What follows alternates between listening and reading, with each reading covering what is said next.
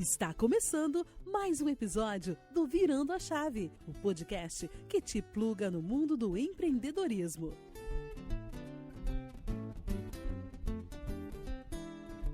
Olá, amigos do Virando a Chave, esse é o 11º episódio do nosso podcast. Hoje você vai conhecer a jornada de mais uma empreendedora que não nasceu pronta, mas que encontrou seu propósito ao longo da vida e decidiu virar a chave. Natural de Santo André, casada e no auge de seus 28 aninhos, ela estudou administração de empresas e começou a empreender desde cedo. Com apenas 9 anos, ela já fazia e vendia ímãs de geladeira em biscuit no atacado.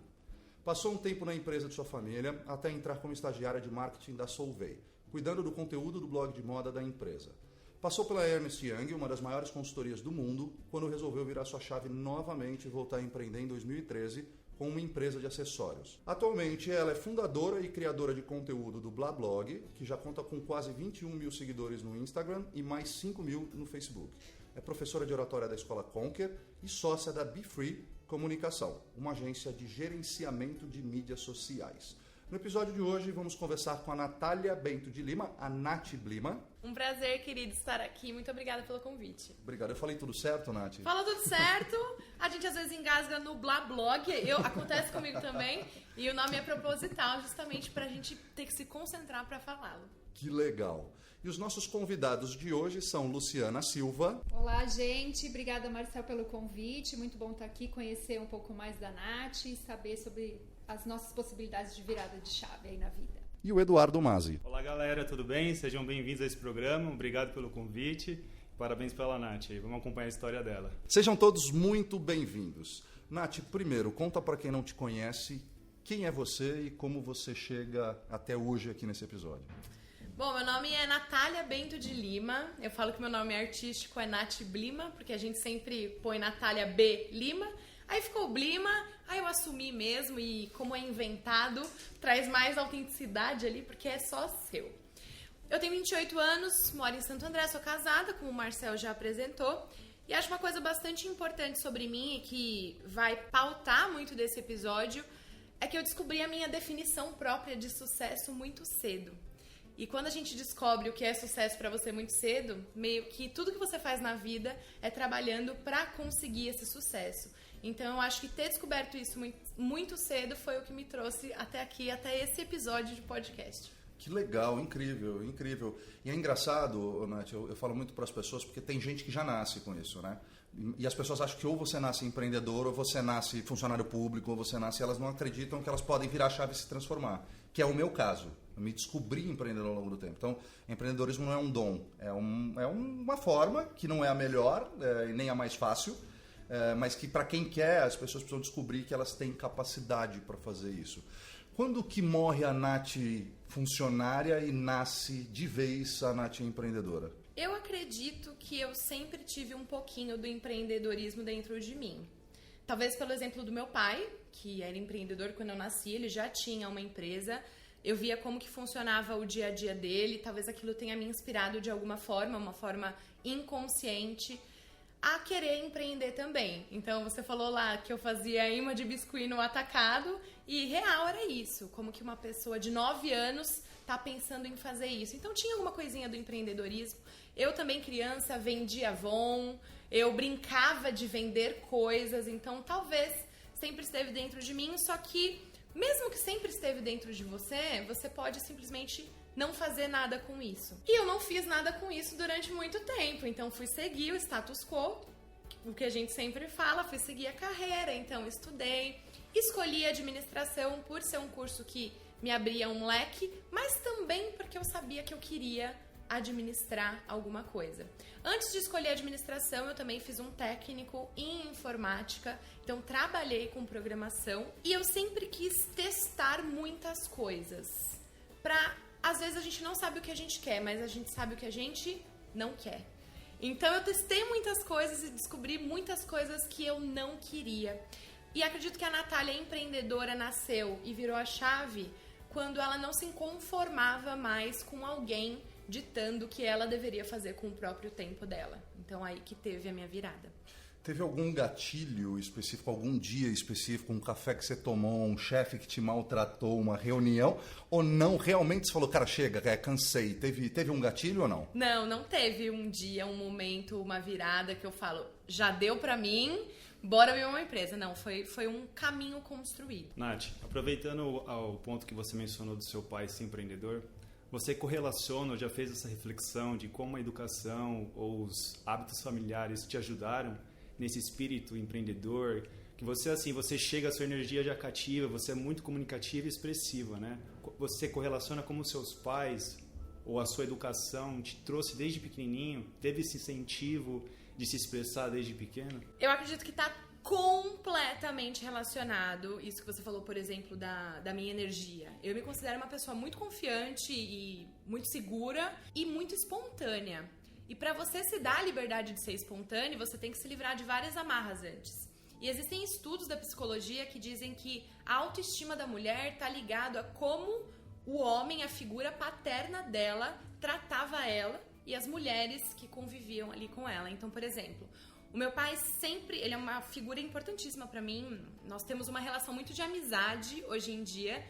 E o meu pai sempre tratou as mulheres ao redor dele sempre elogiando e sempre colocando num pedestal as características que tinham a ver com a essência e não com a aparência. Então, por exemplo, ele sempre elogiou muito o jeito da minha mãe, ele sempre elogiou muito o cheiro da minha mãe, a vontade da minha mãe, e isso aconteceu muito comigo. Então, eu sempre fui incentivada a me esforçar. Então, com 2 aninhos, 3 aninhos, eu já pedia leite na padaria. Tem fitas minhas gravadas, eu conversando, fazendo um podcast com a minha mãe. Sim. A Nath que inventou o podcast, a gente descobriu agora. Foi. Break news. Total. Então, eu sempre fui muito incentivada a isso, e a minha construção, a minha educação sempre foi muito batendo na porta do esforço. Eu era recompensada pelo meu esforço, não necessariamente pelo meu resultado, que é bem diferente uma coisa da outra. E acredito que quando você é educado dessa forma, batendo na tecla do esforço, você se sente capaz de conseguir qualquer coisa. Basta você se esforçar. Então, se isso não contribuir para a autoestima e para a segurança de alguém, eu não sei o que poderia contribuir. Hoje, como é que você distribui seu tempo entre as atividades, né? Você dá aula de oratória na Conquer, acho que o pessoal entendeu nesses 5 minutos o porquê que com 28 anos você já é professora de oratória, inclusive. Hoje você tem o Blablog, que você gera bastante conteúdo, e você é sócia da Be Free Comunicação. Como é que você divide o seu tempo entre essas atividades? Como é que é a tua rotina? Eu não divido de uma forma consciente. Eu tenho uma flexibilidade enorme em 2 desses trabalhos. Não tenho tanta flexibilidade na Conquer porque é uma aula. Então você tem que estar lá naquele horário e você tem que dar a aula. Agora na Be Free, no Blablog, eu consigo me dividir bem e consigo flexibilizar bem. Então, por exemplo, se hoje o dia inteiro eu quiser me dedicar ao Blablog, eu tenho essa flexibilidade desde que eu faça as minhas entregas. Então eu sou sócia e também trabalho na Be Free. Então não foi só o dinheiro ali, também coloco o meu trabalho. Então eu sou produtora de conteúdo para os clientes que a Be Free atende e faço todo esse gerenciamento de mídias. Divido o trabalho com a minha sócia, que cuida mais da parte comercial, financeira e atendimento. E a gente também tem uma pessoa que nos ajuda, o Léo, que cuida também da parte de atendimento e também de produção de conteúdo. Estamos treinando o Léo para fazer essa parte. E o Blablog sou só eu mesmo, então tô lá no Blablog sozinha. E como muito do Blablog tem muito a ver com a minha vida também, de forma direta e indireta, gera conteúdo pro Blablog. Então, por exemplo, eu vou gravar um stories aqui hoje, vou falar, tô aqui com o Marcel, a gente vai fazer um podcast, quando subir pro ar eu aviso vocês. Já é um conteúdo pro meu stories. A gente vai tirar uma fotinho depois, putz, já gerei um conteúdo pro meu feed do Instagram. Então, é muito mesclado, assim, e muitas vezes eu não consigo nem ver divisão entre as minhas tarefas, assim, uma rende pra outra, sabe? Sim. Hoje não tem mais a separação de vida pessoal e profissional, né, Nath? Assim, ainda mais com as tecnologias que a gente tem. Você se planejou, quando você resolveu deixar uma consultoria, onde você tinha uma relevância ali dentro, onde você tinha uma proposta de carreira, e você resolveu empreender, você em algum momento você levou em paralelo os dois? Ou você virou a chave de vez, você deu a de louco? Como é que foi esse processo de transformação? Porque muita gente deixa de empreender porque não pode deixar o trabalho por questões financeiras. E é um excelente caminho você produzir conteúdo em paralelo. Eu queria que você me contasse como é que você fez e como é que você enxerga isso para quem quer virar chave. Quando eu entrei na Ernst Young, eu entrei como trainee. Eu deixei a consultoria pouco tempo depois de eu virar consultora. Então, eu tinha acabado de ser promovida ali. As pessoas comentam que 1 ano de Big Four equivale a 3 anos de mercado. Eu concordo bastante com essa afirmação, porque você está exposta a muitos negócios e... você tá lá no business mesmo, sabe? É muito corporativo. Então, em questão de 2 meses, eu já conhecia processos de 3, 4 empresas que, em outra oportunidade, eu nunca ia conseguir conhecer. Então, eu acho que esse fato de eu ter conhecido, ter tido essa oportunidade de ter entrado no corporativo raiz ali, fez eu ver que, caraca, eu não me encaixo nesse rolê. A parte que eu mais gostava era entrevistar pessoas para desenhar processos, porque eu ficava batendo papo com elas, ou conduzir reuniões, que eu me dava super bem nisso também. Então, toda a parte que eu gostava estava envolvida em comunicação. Mas quando você me mandava desenhar um processo, eu quase chorava de tristeza. Até por isso que eu também saí da programação. Programação é algo super solitário, gente. Como é que eu fui me enfiar lá? Não sei. Hoje colho frutos de ter feito esse técnico em informática, uso muito no Blablog. Inclusive, criei um workshop de lógica e solução de problemas para Conquer. Apresentei na Votorantim algumas vezes. Que legal. Então, olha só, às vezes a gente acha, nossa, pra que eu fiz isso da minha vida, né? Mas você consegue colher e você consegue aproveitar isso de várias maneiras no seu trabalho atual, no seu empreendimento atual. Nunca é à toa, sabe? Sim. Mas a minha virada de chave... Na Ernst, a gente trabalhava muito por projeto. E quando você não tinha um projeto para participar, você ficava em casa. Então, você não tinha o que fazer. Ficava em casa, mas ganhou dinheiro, recebendo. Exatamente. Você tá lá à disposição Tava rezando da empresa. para não ter projeto. Depende, porque eu ficava agoniada de estar na minha casa. Mas esse tempo talvez tenha te possibilitado abrir novas frentes. Total, certo? Foi aí que aconteceu. Tomara então, que ninguém do RH da Ernst Young esteja ouvindo, né? O baita risco. Pois é, eles fazem um super investimento nos trainees e tal, mas o turnover de Big Four é muito grande mesmo. Eles já estão cientes disso. Explica o que é Big Four para quem não conhece. Big Four são as 4 maiores empresas de consultoria e auditoria do mundo. Então tem a Ernst Young, a Price, Deloitte. E a Price é a PwC.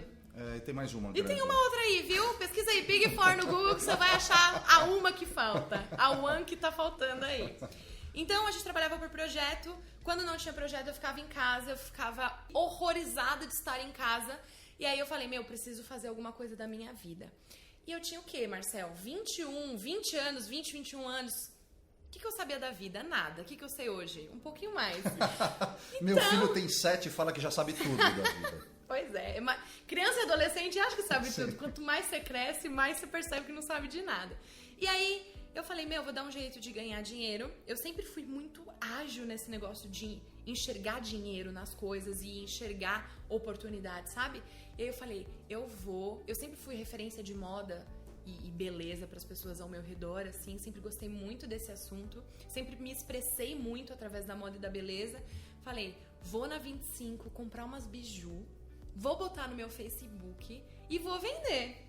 Vamos lá. A sacoleira do Facebook. Sacoleira total. Que legal. Sacoleira total. Isso foi quando? Você tinha 21 anos? Eu tinha 21 anos. Os primórdios da ascensão do Facebook ali, Total, você já estava lendo ali o futuro do e-commerce por rede social. Pois é, nem sabia que isso existia. Pois eu é. nem sabia que era MVP, nem sei se existia essa Não, sigla na provavelmente. época. Até na época você não era startupeiro, você não era empreendedor, né? Não. Você era empresário, né? Total. Então fui lá atrás do meu MVP, peguei R$500, fui pra 25, comprei R$500 em produto, coloquei no meu Facebook pessoal, fiz um álbum, sempre tive muita facilidade com venda, vendi muito rápido, em menos de uma semana eu já tinha vendido tudo. Eu falei, poxa vida, vou de novo, agora eu vou com 1.000. Aí fui lá, fui escalando, ó, tá vendo? Nem existia também essa expressão, mas fui lá. E aí fui, e foi dando certo. Aí eu criei a página do Facebook da empresa, chamava Senhorita Mazurka Acessórios. Então criei a página do Facebook dessa lojinha, criei o logo no PowerPoint. Não tinha nem Canva na época, né, pra você fazer. Não tinha nem um Canvinha pra ajudar a gente. Então criei no PowerPoint o logo da empresa, capa do Facebook e tal. Foi dando super certo. Criei uma lojinha online. Foi dando super certo. E tudo isso o quê? Em casa lá da Ernest, né? Caramba, e virou a Vivara esse negócio. E hoje eu sou dona da Pandora, né? E foi indo. Até que eu também copiei o modelo de negócio da Tupperware, sabe, reunião em casa? Que a pessoa que é o host ali da reunião ganha um percentual das vendas feitas. Ganhei muito dinheiro com isso. Fui levando em paralelo. Só que fui levando em paralelo porque eu tinha bastante tempo para fazer isso. Se eu não tivesse esse tempo, provavelmente eu conseguiria dar conta nos fins de semana também, caso essa fosse a minha vontade. Então, vira e mexe, eu tinha um projeto na Ernest, e aí ficava 3 meses trabalhando no cliente, 1 mês inteiro trabalhando no cliente, e a lojinha já estava meio que rodando sozinha. Fazia 1, 2 publicações no Instagram ali por semana, Instagram já tinha também, então a lojinha já tinha Instagram, e já ia rodando sozinha. E fui levando em paralelo, até que saí da Ernest e fui levando a lojinha. Tiveram alguns meses em que a loja deu mais dinheiro do que meu próprio salário. Então, quando isso aconteceu, eu já enxerguei como um negócio mesmo. Eu falei, tem dinheiro aí. Mas é isso que eu quero fazer pro resto da minha vida? Eu cheguei à conclusão que não. Não gosto muito de trabalhar com produto.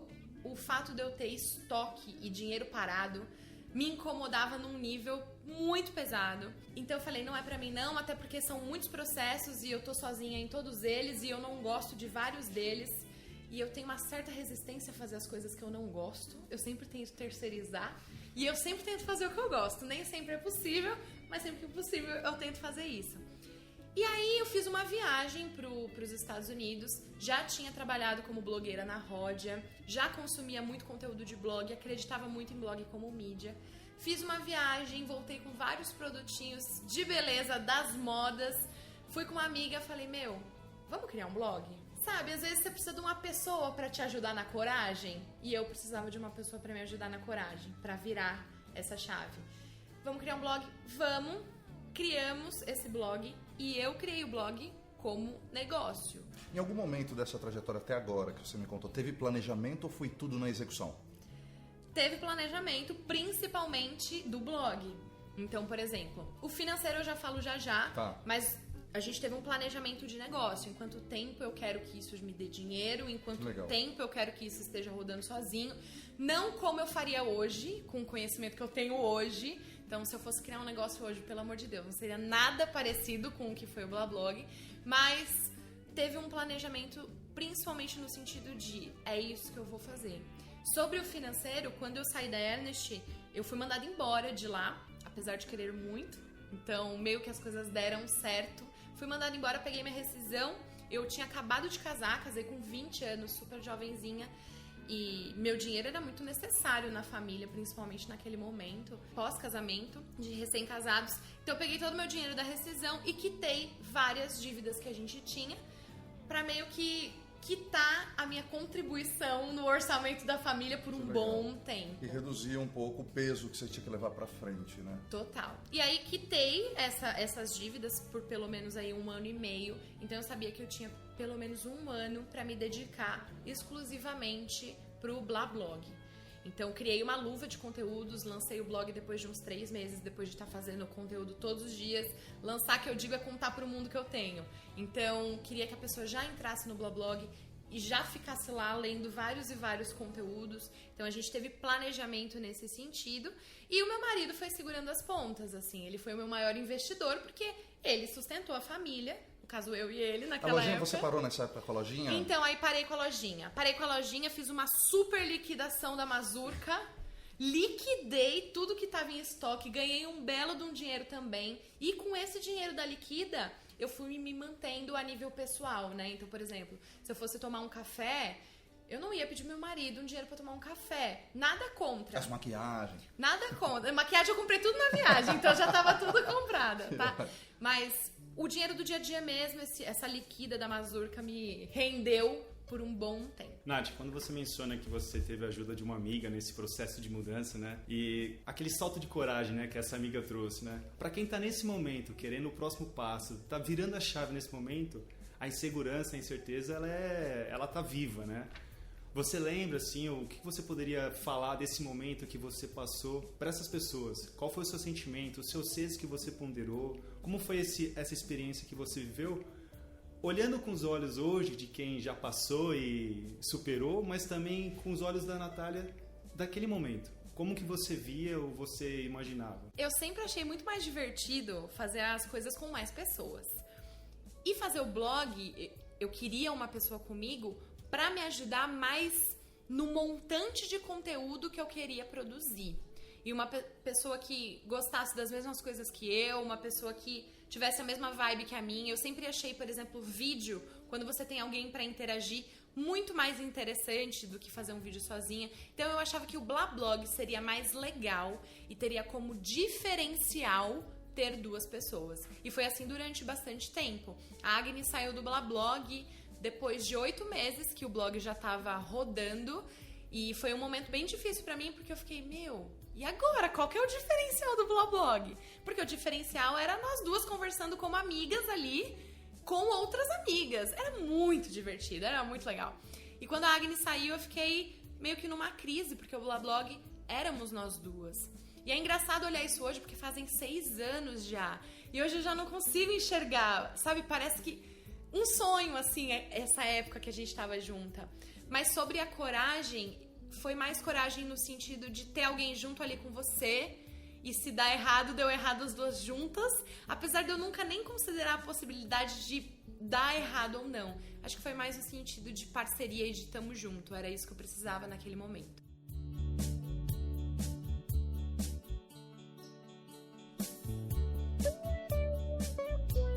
Em algum momento você achou, porque você fez um movimento bem interessante, mas arriscado, né? Você sai de uma consultoria, 13º, férias, home office e tudo mais, começa a migrar para o modelo de deixa eu levar em paralelo uma lojinha que me dá grana, de repente você larga tudo isso e vai para um blog, num momento que já existiam diversos blogs, mas que não era tão comum as pessoas viverem disso, né, financeiramente. Que tipo de medo, receio passou pela sua cabeça? Teve algum momento que você falou, cara, vai dar errado, vou mandar meu currículo para Price agora? Teve esse, fudeu, eu vou ter que voltar ou não? E que medos que te deu nessa época? Eu nunca fui uma pessoa de grandes ambições financeiras. Então, como eu casei muito cedo, eu tava basicamente desde os meus 15 anos, que foi quando eu comecei a namorar, guardando dinheiro para casar. Então, eu não queria, morar na Paulista, ter uma cobertura em Nova York. Nem tenho até hoje. Com 20 anos, eu posso dizer que eu estava bem estabelecida financeiramente. Eu tinha uma casinha, que a gente comprou um apartamento. Eu tinha um carro. E uma coisa que me dava um pouquinho de segurança é, se tudo der errado, e o dar errado aqui eu traduzo como não dar dinheiro, porque o dinheiro é necessário, qual que seria um plano B? Eu volto a procurar emprego e tá tudo certo. Eu me formei com 21, eu poderia fazer processo de trainee depois de 2 anos de formada. Então, assim, tava bem tranquilo pra mim nesse sentido. A gente teve que dar uma baixada no nosso padrão de vida e acredito que as pessoas que estão querendo virar a chave podem considerar essa possibilidade também, se isso não for uma prioridade na vida dela. Então, assim, pra mim, não tem importância não viajar, não tem importância não sair pra comer fora. Porque o meu ideal de sucesso é ser dona do meu tempo. O meu ideal de sucesso é o Marcel falar assim pra mim, vamos gravar um podcast sexta-feira? Vamos. É o meu pai ter me mandado mensagem ontem, 1h da tarde, filha, vamos tomar um café? Vamos tomar um café. Isso é sucesso pra mim. Então, isso é maior do que qualquer coisa, isso é maior do que qualquer viagem que eu vá fazer. Isso é maior do que um estilo de vida super confortável. Então, o meu receio de, não vou ter dinheiro, não era tão forte porque eu tinha poucas responsabilidades financeiras. Então, por exemplo, toda essa virtude é alicerçada no privilégio, né? Então, eu tinha pouquíssimas responsabilidades financeiras. Eu fico imaginando uma mulher negra periférica com 2 filhos para criar, mãe solo. Então, é alicerçado no privilégio. Eu sou puta privilegiada, eu não tinha responsabilidades sérias financeiras. Então, pra mim, foi muito tranquilo nesse sentido. O que eu faria hoje com o conhecimento que eu tenho hoje? Hoje eu sou uma pessoa viciada em guardar dinheiro. amo, é o assunto que eu mais estudo atualmente, é investimento, bolsa. Então, hoje eu teria feito uma reserva financeira de pelo menos uns 2 anos e meio, mantendo o meu padrão de vida. Então, quem está pensando em virar a chave, é algo que eu faria hoje, se eu estivesse virando a minha chave hoje de uma forma mais consciente, planejada e racional. Faça a sua reserva de emergência. Putz, mas não tenho dinheiro para guardar, não sobra dinheiro. Sempre que você ficar esperando sobrar dinheiro para guardar, você não vai guardar dinheiro nunca, porque o dinheiro não sobra nunca.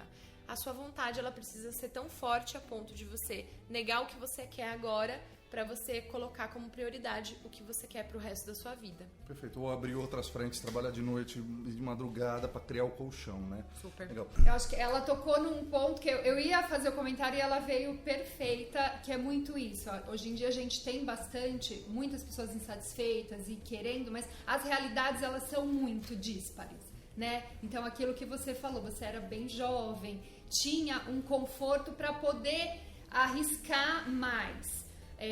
Qual a dica que você dá? Como você falou, tem pessoas que estão numa necessidade financeira muito pesada.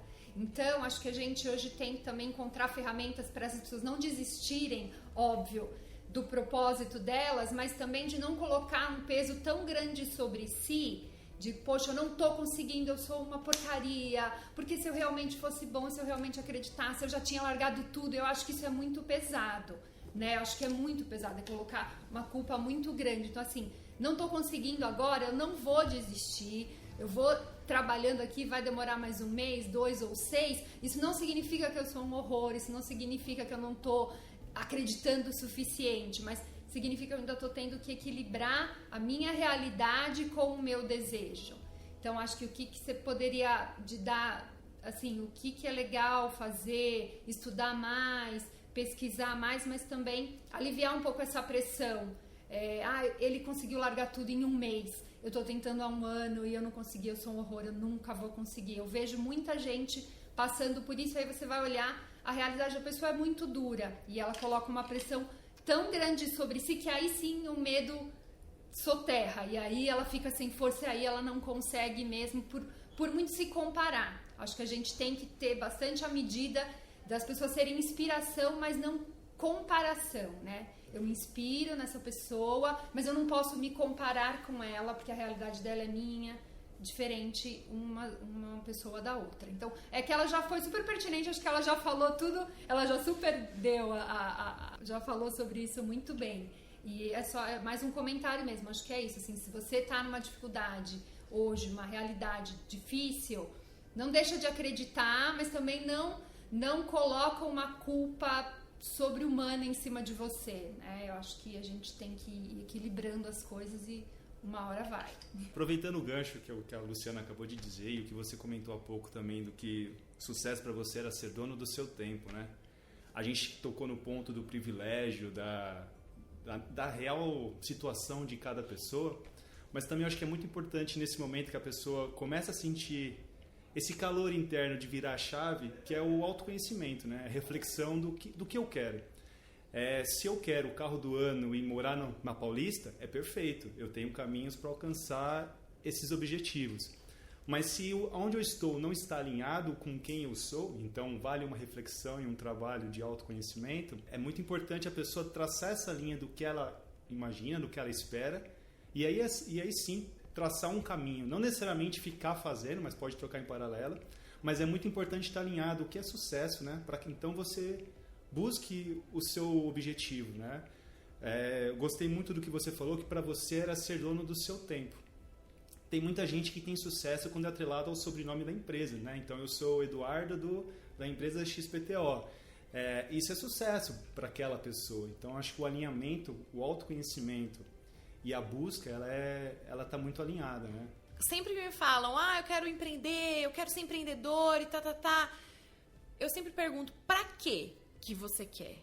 Porque às vezes você fala, é pra garantir um futuro melhor pros meus filhos. Ok, isso é um conceito, tem tanta coisa que cabe no garantir um futuro melhor. O que é melhor pra você? Ele estudar na melhor escola de São Paulo? Putz, tem tantos caminhos pra você chegar aí, não só o do empreendedorismo. Para mim, empreendedorismo tem muito a ver com propósito, tem muito a ver com insatisfação, tem muito a ver com inquietação, tem muito a ver com você ser mais giver do que receiver. Você dá. É mais você dar do que você receber. Meu marido, por exemplo, ele ficou em casa sem trabalho ficou 10 meses em casa.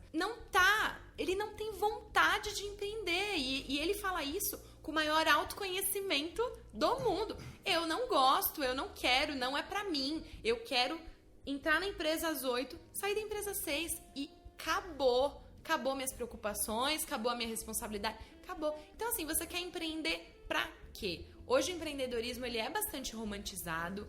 As pessoas acham que é incrível, é lindo. E, de fato, é muito legal ficar falando disso. Eu amo conversar sobre isso e eu amo empreender, mas não só falar que eu empreendo. Eu amo empreender ali na prática, eu amo construir, eu amo ver aquilo acontecendo. E quando você tem esse autoconhecimento, e aí também entra pra mim o passo seguinte, que é a autoaceitação, você vê, pra que eu quero isso? Então, por exemplo, você tá lá se conhecendo, e aí você fala, eu quero ser empreendedor, eu quero ser empreendedor. Pra você ser empreendedor, uma característica intrínseca ali é você ser autogerenciável. Se você não for autogerenciável, cara, não dá pra você empreender. Você tem que ser autogerenciável. E aí no seu autoconhecimento, você viu que você precisa ter alguém mandando em você, você precisa ter alguém fazendo microgerenciamento das suas atividades. Será que empreender é pra você? Por isso que a autoaceitação entra. É você falar, não é pra mim. E aí, a partir do momento que você tem esse autoconhecimento, que é difícil, é doloroso e é um processo que pra mim não acaba nunca, aí você chega no seu porquê. Então, hoje, o meu propósito de vida é ajudar e inspirar as pessoas para que elas sejam melhores em serem elas mesmas. Então, não é necessariamente ser uma versão melhor de você, que é algo que a gente vê bastante. Pra mim é algo mais autêntico, é que você não tenha medo de ser você. E que você como negócio, você como empresa, também traga a sua verdade. Hoje em dia, se a gente não enxerga verdade em empresas, em comerciais, cara, você tá com os dias contados. Se você faz uma propaganda linda de diversidade e inclusão, e você coloca lá cadeirante na sua propaganda de blusinha, mas você não tem cadeirante na sua equipe, você não tem PCD, você não tem uma política equalitária de gênero, E aí, hoje em dia não existe mais. Hoje em dia, se você não é autêntico, você tá com os dias contados. Então, sobre isso da dor de não ser empreendedor, gente, empreender não precisa ser pra todo mundo, tá tranquilo. Se sucesso pra você é fazer 3 viagens internacionais por ano, que bom que você tem esse autoconhecimento e que bom que você tem essa sua definição de sucesso, porque agora é só você partir em busca disso. Eu sempre falo para as pessoas que virando a chave, eu não levanto nenhuma bandeira de vamos empreender, mas eu levanto a bandeira de que, cara, se você quer fazer alguma coisa diferente de onde você está preso hoje, faça. Porque se você genuinamente quiser entender que tem propósito e não for preguiçoso, você tem como ir, entende? Porque eu já vi gente falando assim, Marcelo, eu quero empreender, cara, porque eu quero trabalhar menos. Eu falo assim, velho, trabalhar menos, eu acho que não é bem por aqui. Nem que você abra uma franquia que seria um empreender de uma forma mais soft, é difícil pra cacete. Eu já vi gente falando assim, cara, eu quero empreender porque eu quero ganhar mais dinheiro. Você quer ganhar mais dinheiro quanto? Em quanto tempo? Porque eu não sei se as pessoas sabem, mas, por exemplo, startup, 90% das startups morrem antes de 1 ano. E tem um monte de gente querendo ser startupeiro. Por quê? Porque é legal. Bermuda, camiseta. Descoladão, mas ninguém sabe que o startupeiro, e eu faço muitas entrevistas com eles, o cara trabalha 15, 20 horas por dia. E o cara, várias vezes durante a jornada dele, ele fica 1 semana de acabar a grana e tem que mandar todo mundo embora. Então tem um lado do empreendedorismo que não é tão Hollywood, assim, não é tão sexy. Tem um lado do empreendedorismo super solitário, super duro, e que eu falo, cara, não é pra todo mundo, mas se você quiser, vai.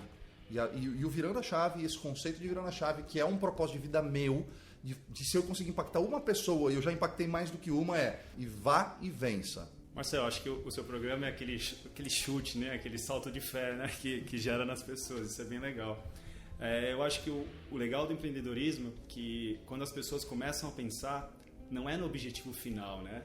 Quando você mencionou que 90% das startups fecham no primeiro ano, O importante, se a gente olhar assim, e eu acho que é o perfil da pessoa que procura, é que nesse 1 ano ela estava muito mais focada no processo e o quanto ela aprendeu e o quanto ela evoluiu do que no objetivo final, no salário, no bônus anual, né? Então, eu acho que isso é uma característica muito legal do startupeiro, se a gente chamar assim, o processo, o caminho. Ele é muito mais focado nisso e o quanto isso vai gerar, que uma hora sai, uma hora certa, mas ele está nesse processo. Mas, mencionando também o que a Nath comentou, que às vezes a gente não... falta uma habilidade ali, ou falta uma competência que a gente, em algum momento, pelo autoconhecimento, a gente enxerga que a gente não tem. O caminho ele ensina, é legal, mas também existem formas da gente melhorar, né? Não sei se eu posso fazer uma propaganda aqui, mas existem escolas, como a Conquer, por exemplo, que a Nath trabalha, que desenvolve essa parte dos alunos. E aí eu queria também trazer, não só como empreendedora, mas também como professora, essas habilidades que as pessoas precisam se desenvolver muitas vezes. Não ficar parado pela falta, mas como que elas podem buscar também essa evolução, esse melhoramento delas mesmas, né? O autoconhecimento vai trazer isso, a aceitação vai fazer você aceitar. Putz, eu sou péssima em falar em público e eu quero criar um canal no YouTube. Pô, se a sua vontade for maior do que essa limitação que você enxerga, essa limitação não for impeditivo para você, você vai se aperfeiçoar nisso. Então você vai fazer um curso de oratória na Conquer aqui comigo e você vai conseguir evoluir essa habilidade. Gente, vocês pegarem fazem 6 anos que eu produzo conteúdo pra internet, colocando a minha cara lá no YouTube. Pega meu primeiro vídeo. Pelo amor de Deus, a essência tava lá, mas a forma vai mudando. Então é o que a gente estava muito conversando hoje no começo. Você não tem que esperar tá perfeito. Tem uma frase que é antes feito do que perfeito, desde que seja bem feito.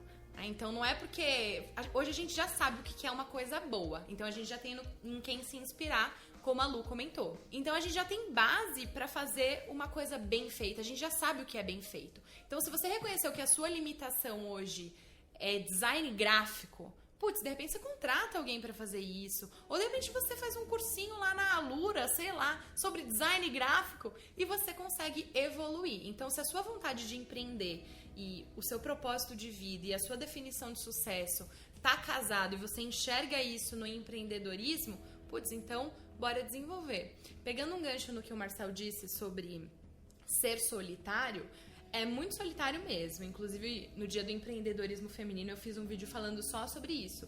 Sobre como a jornada empreendedora, ela é solitária. E não só fisicamente, da gente estar trabalhando sozinho de casa. Mas também emocionalmente. Porque muitas vezes, só você acredita em você. Então, por exemplo, quando eu falei pros meus amigos, quando eu falei pro meu marido, pro meu pai... Pai, vou criar um blog. Tô largando aí toda a minha formação, toda a minha carreira, que já estava bem estruturada. Pra fazer isso, as pessoas não acreditam em você. Ninguém fala assim, é uma puta cagada, porque não quer te desmotivar, mas vem, legal, né? Aqueles 2 tapinhas, aqueles sorrisos, mas fala, legal, que legal.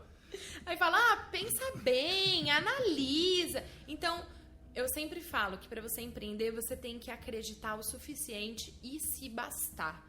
Porque, não que não haverão dúvidas, tá? As dúvidas são ótimas, eu acho as dúvidas ótimas, porque aí você responde a dúvida e você se convence e tá tudo bem. Mas no sentido de você se bastar de acreditar. Porque se você esperar que outra pessoa acredite, que outra pessoa leve fé e que outra pessoa te incentive, talvez o caminho do empreendedorismo não seja pra você agora. Talvez você possa amadurecer mais essa ideia, talvez você possa estudar mais e se sentir mais pronto. Quando você vai se sentir 100% pronto, eu não sei, eu não me sinto nem hoje 100% pronta. Então, talvez isso nem exista. Assim, a minha sócia acabou de me ligar dizendo que a gente fechou um contrato que vai aumentar em 100% o faturamento da empresa de um mês pro outro. E tipo assim, bateu na hora. Eu falo, mano, a gente tá pronta pra isso? Ela fala... Eu não sei, a gente vai descobrir no caminho. Eu sei que eu sou capaz.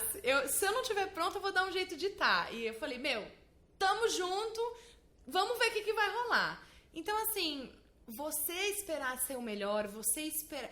Isso nunca... Eu já me livrei. Não tem momento certo, né? Não tem momento certo. Tem 2 frases que eu gosto muito de empreendedorismo, que a primeira é que você salta do avião e constrói o paraquedas no ar. Pra você cair. E uma outra que é, você tem o melhor dia da sua vida e o pior dia da sua vida no mesmo dia. Então é muito louco isso. Nath, tem alguma coisa que você faria diferente nos seus empreendimentos, além do planejamento financeiro com um fôlego maior? Tem alguma outra coisa que você teria feito diferente? Você falou, cara, cagada aqui que eu fiz, não vão por esse caminho, eu iria por esse caminho. Eu acho que eu teria alinhado melhor. Cobrar daquela Natália de 21 anos é injusto, mas hoje eu teria alinhado melhor com as pessoas ao meu redor. Porque elas ficaram muito confusas e assustadas com o que eu tava fazendo. Você pulou do avião sem paraquedas e falou, mas vai com paraquedas. Não, tá aqui, eu tenho a linha e a agulha aqui, eu vou fazer o paraquedas no ar, né? Sim, então eu teria alinhado melhor com o meu marido, com os meus amigos. Eu acredito que teria tido essa conversa, mas assim, eu não vou ter a pretensão de falar que eu teria feito isso, porque eu não teria feito isso naquela... Eu tenho que exigir daquela Natália, e é injusto exigir isso daquela Natália. Então, hoje, a Natália de hoje, por exemplo, quando eu aceitei a sociedade na BeFree, foi uma coisa muito, muito mais racional do que na época que eu fiz o Blablog. Até porque eu nem também quero exigir racionalidade de uma jovenzinha de 21 anos. Falando um pouquinho sobre a minha sócia, eu queria fazer um comentário sobre quando você tem uma sociedade com alguém, o quanto é importante vocês estarem casados nos propósitos. Porque nem Ana nem eu estamos dispostas a dedicar 20 horas do nosso dia ao nosso negócio. Só que se você pega um sócio que tá disposto a isso e você não tá, já era. Quando eu entrei na BeFree, a Ana estava responsável pela construção de conteúdo, era uma empresa de uma pessoa só. E a Ana é super comercial, a Ana tá na rua, a Ana gosta de estar na rua, a Ana gosta de estar falando com o cliente. Essa é a Ana. Coisa que me dá uma preguiça. Quando eu entrei e livrei a Ana voou. E aí a importância também da gente se colocar no que a gente tem talento ali e desenvolveu habilidades pra fazer. A Ana voou, a ponto da gente falar assim, dá uma seguradinha, Ana, porque a gente não tá conseguindo absorver o tanto de cliente que você tá trazendo. E nesse momento a gente teve uma conversa do tipo, pra onde a gente quer levar a BeFree? Porque eu entrei em agosto, em setembro já tava uma loucura, em outubro a gente teve que contratar uma pessoa. Em novembro a gente teria que contratar outra. Problema ótimo esse, né? É problema. É um problema. Não, assim, é um ótimo problema. Mas por que é um problema? Porque esse problema, ele vai colocar em xeque a minha definição de sucesso. E a qualidade do serviço e tudo mais que você presta. Total, muita coisa. E aí sentamos, Ana e eu, falei, o que você quer com a BeFree? Você quer ficar rica? Não, eu quero ter paz. Então para, não precisa crescer mais. O nosso sistema, o sistema político que a gente vive hoje, o capitalismo em si, ele diz que se você não cresceu, tá ruim. E cara, será que tá mesmo? E aí também entra muito desse, que eu falo que empreendedor é questionador. Você tem que questionar, por que tá ruim se não cresceu? É uma coisa que dizem pra você desde que você nasce, e aí você acredita até hoje. Cara, não tá ruim. Eu não quero mais clientes pra BeFree. Eu não quero contratar outras pessoas, porque uma pessoa já dá trabalho o suficiente, contratar mais e mais e crescer mais e mais e mais, pra eu ganhar a mesma coisa no fim do mês? Pra quê? Eu não preciso atender. A gente não tá com capacidade pra atender vocês agora, a gente coloca na fila de espera, se surgir uma vaga, a gente atende, acabou. Continuo ganhando a mesma coisa. A gente se baseia muito no marido da Ana, que também é empreendedor e tem uma empresa gigantesca de faturamentos, assim, de muita grana. E, cara, muitos meses ganha a mesma coisa que a Ana. As pessoas esquecem que quando... e aí eu dou consultoria também para empresas, e o empreendedor, às vezes, ele se pega no faturamento. Só que ele não tem noção do quanto ele está alavancado. Um mês que ele fatura menos, é 500 mil de folha de pagamento que vem nas costas do cara. Então não adianta, quanto mais você cresce, e isso acontece muito com startup. Então você vê, por exemplo, casos como o Uber, o WeWork, que até hoje não deram lucro. Porque, cara, o negócio tá tão gigante que ele virou Netshoes, virou tão grande que ele fica comendo, é quase que uma autofagia. O cara fica se comendo por dentro para crescer e eu não acredito nisso. Eu acredito muito mais no equilíbrio e numa sustentabilidade do negócio. Porque tá tudo bem eu não querer crescer e tudo bem eu querer crescer devagar. Porque tem uma parada também o seguinte que tempo é dinheiro, né? Então, se eu tenho um tempo restrito e eu aumento minha demanda, eu aumento meu preço. Até que você consiga crescer sem precisar trabalhar mais. Acho que esse é um ponto super legal você ter tocado aqui.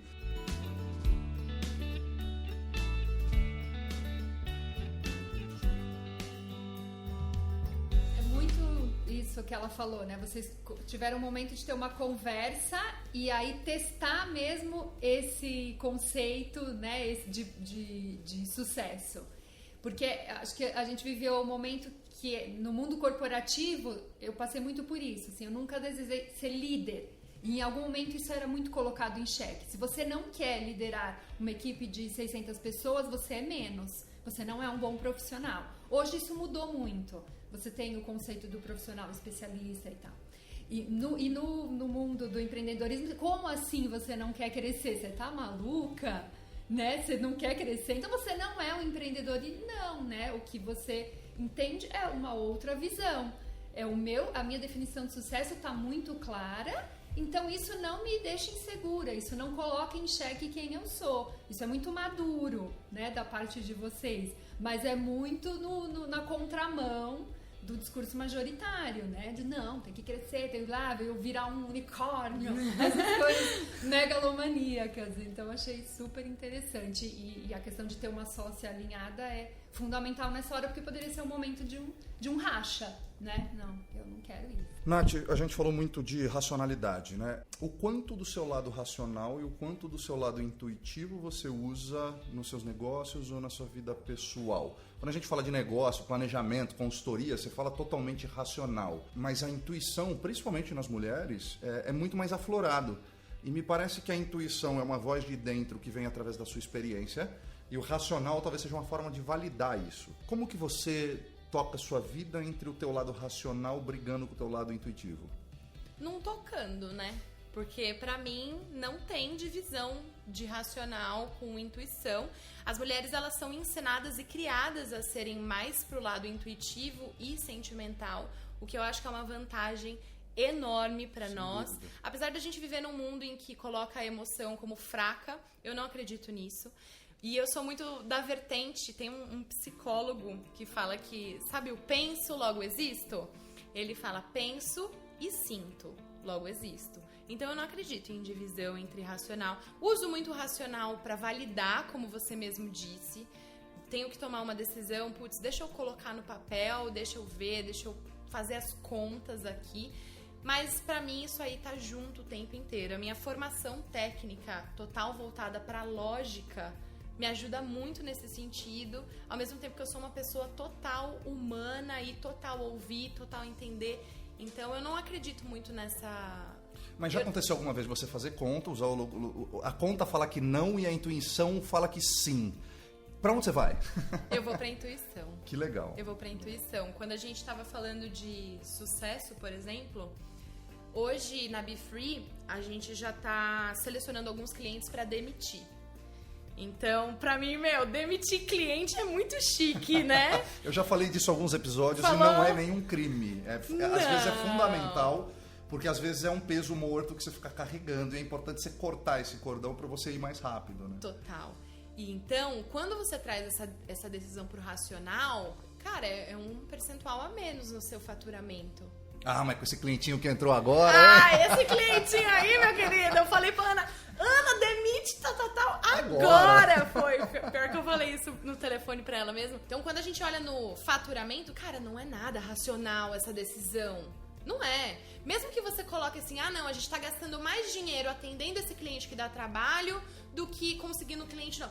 Beleza, mas assim, é intuitivo, é tipo, cara, não tá casado com o nosso propósito, não é um negócio que a gente gosta, eles não nos respeitam como especialistas. E ainda mais você tem que fora. gerar conteúdo para algo que não te inspira. É igual você continuar trabalhando para uma empresa que o gestor te maltrata ou alguma coisa assim, né? Nath, o empreendedorismo, como a gente citou aqui, ele está muito atrelado à vulnerabilidade, né?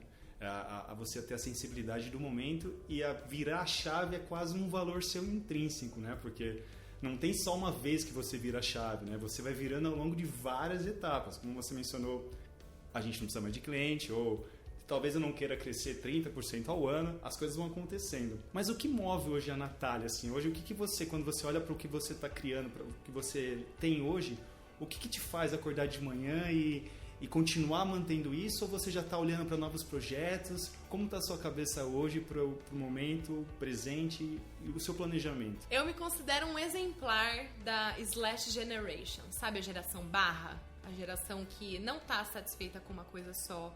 Nunca me enxerguei fazendo uma coisa só e não me enxergo fazendo o que eu faço pro resto da minha vida. Então, assim, projetos tem sempre. Gente, eu tenho muita vontade de fazer muitas coisas. Eu falo que uma vida só não é o suficiente para tudo que eu quero fazer da minha vida. Então, a gente vai levando. Hoje, o que me move muito é o meu propósito mesmo de ajudar as pessoas a encontrar esse autoconhecimento, essa autoestima e encontrar a autenticidade para que a pessoa possa ser elas mesmas. Hoje na Be Free, a gente está num processo de estruturação interna, de entender quem nós somos, quem nós queremos atender, quem que é a nossa persona, quem é nosso público-alvo. E a gente está indo muito pro empreendedoras mulheres, aquela empresa de uma pessoa só, onde essa pessoa não tem tempo para fazer as redes sociais, porque como é uma empresa de uma pessoa só, ela tem que se preocupar com muitas outras coisas. E ela precisa de parceiras de negócio que entendam com muita empatia o negócio dela e que estejam dispostas a ajudar esse negócio a crescer. Quanto mais mulheres independentes financeiramente e quanto mais mulheres acreditando nelas mesmas eu conseguir inspirar, pra mim, isso aí é mais do que sucesso. O que é mais do que sucesso? Seria sonho? É o Nirvana. É o Nirvana. É o meu sonho. Seria meu sonho. Então, estamos trabalhando pra isso. Quando você toca nesse ponto, né, de mais mulheres, você mesmo citou, você é privilegiada, mulher branca, mas você acaba sendo uma referência, né, uma voz feminina como empreendedora, e muitas mulheres devem se espelhar em você, numa sociedade que a gente, não é o tema, mas é patriarcal, é machista. Você recebe muitos feedbacks, e como que essa conversa com as mulheres, como que esse tema, você sendo um exemplo, assim, uma luz, uma voz para isso? Eu amo ser uma inspiração para as pessoas, e eu gosto muito que as pessoas se espelham em mim, porque eu sou de verdade. Então, me incomoda às vezes as pessoas se inspirarem em pessoas que têm uma realidade tão diferente da sua. E eu sempre falo, gente, se inspira em quem também pode te mover à ação. Eu fiz esses dias uns stories, eu recebi... Blogueira ganha recebidos, isso é um fato. Então eu recebi em casa um press kit de uma estética e lá tava assim: fique pronta para o verão com essa massagem XPTO que faz você perder tantas medidas em apenas uma sessão, papapá. E aí eu fui no Stories e eu falei, que seeding mal feito. Então, eu não sou o público-alvo daquela marca. Eu já nasci pronta para o verão. Se aquela marca queria que eu falasse, né, seeding é quando você planta uma sementinha e aí você espalha essa semente. Então, se a marca queria que eu espalhasse a semente da massagem, cara, que mandou pra pessoa errada. Eu não vou espalhar essa semente, eu não acredito nessa comunicação. E às vezes a gente acha que é uma coisa boba. Ah, que bobo, não sei o que, tá reclamando, recebeu o presente, tá reclamando. Cara, olha só a Você mensagem. não jogou fora, fique claro que você não jogou fora. Inclusive, eu amei o chinelinho e estou usando. Olha só a mensagem que eu recebi. Oi, Nath. Depois do que você nos mostrou sobre o recebido de uma marca de estética, eu comecei a ficar mais atenta sobre as imposições de beleza do mundo. E daí estava eu, linda e bela, fuçando nas notícias que o Google dá. E olha só o que apareceu. Aí ela me mandou o print de 2 notícias. Tendências de cabelo de 2020. Penteados que emagrecem o rosto. Cortes de cabelo que vão fazer com que o seu rosto pareça mais fino. Aí ela escreveu: eu fico me perguntando, porque pra ser tendência, pra ter estilo, pra ser bonito, tudo precisa girar ao redor da magreza. Ah, que triste a sociedade. Aí eu fui falando com ela e aí ela falou: fiquei passada quando eu vi. Eu só consigo imaginar o tanto de menina que acaba consumindo isso e deixando de se aceitar do jeito que são. Eu falo por experiência própria. Quantas e quantas vezes deixei de usar uma roupa ou um penteado porque ia parecer mais gordinha. Até que comecei a ver Instagrams como o seu e me inspirar e me aceitar do jeito como eu sou. É incrível ver como estamos nos posicionando em relação ao nosso corpo. E triste ver esse tipo de publicidade. E eu amo a sua transparência. Eu agradeço por você existir. Qual é o preço de alguém te dizer que agradece por você existir? Essa, na prática, é a diferença entre preço e valor. Total. Até porque, se for ver em preço, hoje o Blablog é o negócio que menos me dá dinheiro. Mas talvez é o que mais impacta a gente. Deixa eu te perguntar, você respondeu para essa marca aqui, olha, não tá legal a comunicação, mas você já conhece a Be Free? Então, mas assim, essa comunicação funciona, Marcel. Não funciona Sim, comigo. Total. Mas ela funciona, né? É o que move as pessoas a gastar dinheiro. Eu vejo, por exemplo, falando sobre estria. Estria é a cicatriz do seu corpo crescendo. Ou seja, é a coisa mais normal de você ter. Celulite. As células das mulheres são colocadas no corpo delas de uma maneira em que é impossível você não ter celulite. Então, o fato de você criar um creme anti-celulite, primeiro você fez um problema que não era um problema existir, você trata ele como um problema, e aí você desenvolve a solução para ganhar dinheiro. Então, assim, isso não existe, mas aí a gente iria para todo um outro caminho.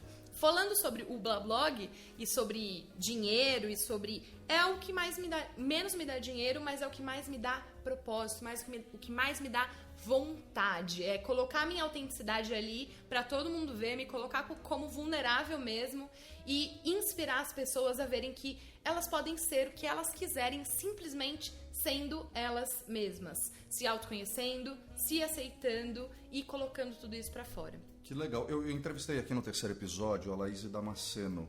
Para quem não conhece, vale muito a pena seguir. A gente acabou virando amigo de troca de experiência. A Laís Damasceno ela tem um projeto chamado Marketing de Gentileza, que é levar conteúdo humanizado para as marcas. Justamente muito alinhado com os conceitos que você está falando. A produção de conteúdo é um excelente caminho para quem quer empreender.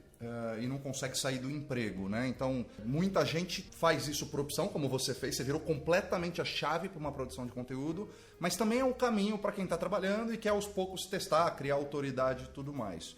Você pode contar como é que é essa jornada e dar alguma dica para quem quer seguir esse caminho também? Tá, hoje tá bem mais fácil, porque você pode criar conteúdo em tanta plataforma diferente. Gente, o LinkedIn virou, sei lá, tem 1 ano, 2 anos... um local onde você encontra conteúdos incríveis.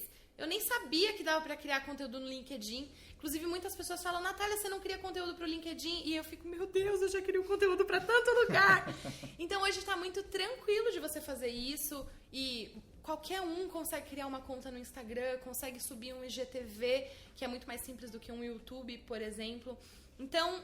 é uma ótima forma de você, se você quiser criar autoridade, então, por exemplo, se você trabalha com RH humanizado ou RH inclusivo, que é um tema que você vê pouco, por exemplo, e você quer criar e construir a sua autoridade sobre isso, gente, a produção de conteúdo é um caminho sensacional.